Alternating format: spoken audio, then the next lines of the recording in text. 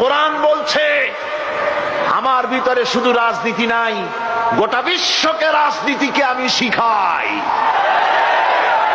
অর্থনীতি শিখাই, পৃথিবী চলবে কিভাবে তা আমি দেখাই।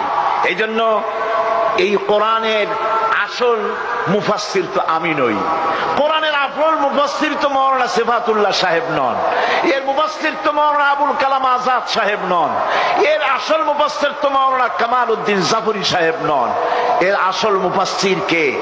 কোরআনের আসল মুফাসসির, জেনুইন অথেন্টিক ইন্টারপ্রেটার, আল্লাহর পক্ষ থেকে নিয়োগ প্রাপ্ত মূল মুফাসসির যিনি, মূল তরজমানুল কোরআন, কোরআনের ভাষ্যকার যিনি, তিনি হচ্ছেন সর্বকালের সর্বযুগের সর্বশ্রেষ্ঠ মহামানব বিশ্বনবী জনাবে মুহাম্মদ রাসূলুল্লাহ সাল্লাল্লাহু আলাইহি ওয়াসাল্লাম।